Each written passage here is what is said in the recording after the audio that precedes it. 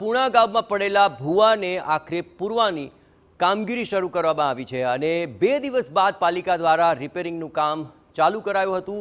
શનિવારના રોજ ભૂવો પડ્યો છતાં કામગીરી નહોતી કરાઈ। અહીં પરમ હોસ્પિટલની સામે રોડ ઉપર ભૂવો પડ્યો હતો। પાલિકાના અધિકારીઓ ત્રીજા દિવસે નિરીક્ષણ કરવા માટે નીકળ્યા હતા।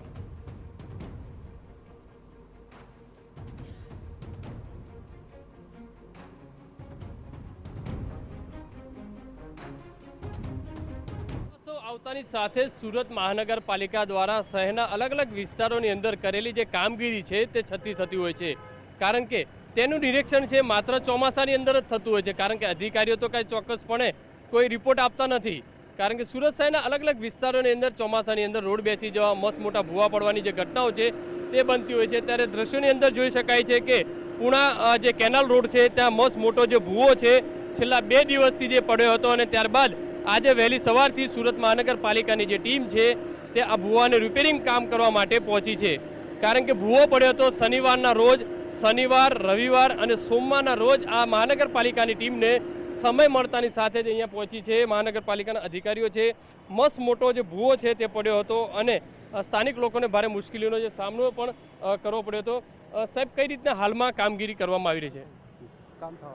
સાહેબ, કઈ રીતે કામગીરી, કેમ આજે જ કામગીરી, આજે કેમ કામગીરી કરવા? છેલ્લા 3 દિવસથી ભૂવો પડેલો છે। કામગીરી તો થાય છે ને ભાઈ, અત્યારે મશીનરી આવે, લેબર આવે, અરેન્જમેન્ટ થાય પછી જ કામ થાય। કાલે કેમ નહીં? રવિવાર હતો એટલે એ તો કઈ ખબર નથી ભાઈ। કાલે રજા ઉપર હતા આપ સાહેબ? નહીં જી સાહેબ। સાહેબ, રવિવારના રોજ કોઈ કામગીરી નહીં ને આજે કેમ સાહેબ? જે રીતે અધિકારીઓ છે તે બોલવાનું નામ નથી લઈ રહ્યા, કારણ કે રવિવાર હોવાથી એસએમસીના અધિકારીઓ રજાના મૂડમાં હતા, એટલે આવતીકાલે આખો આ રોડ છે આ જ રીતે દ્રશ્યો જોવા મળ્યા હતા। લોકોએ ભારે મુશ્કેલીનો જે સામનો છે તે કરવો પડ્યો હતો। મસ્ત મોટો જે ભૂવો છે તે પડ્યો હતો અને કોંગ્રેસ દ્વારા જે છે તેનો વિરોધ પણ કરાયો હતો। ભાજપનો જે ધ્વજ છે તે આ ખાડાની અંદર, આ ભૂવાની અંદર લગાવવામાં આવ્યો હતો।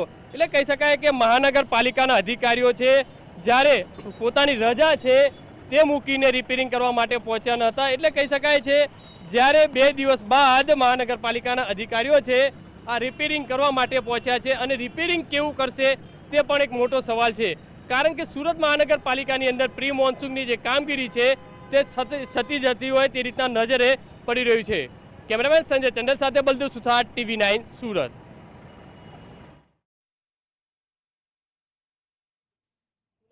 રવિ વાઘેલા। રવિભાઈ, શું કહેશો? ખાડા પડી રહ્યા છે સતત, કેટલી મુશ્કેલી?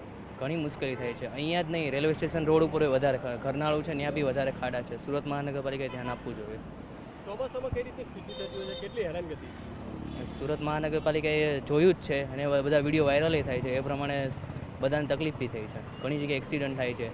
ઘરનાળા પાસે ધ્યાન વધારે આપવું જરૂરી છે। આ મસ્ત મોટો ભૂવો પડે છે, કેટલી મુશ્કેલી દરરોજ આવવા જવામાં? અવર જવરમાં મુશ્કેલી છે વધારે ઘણી।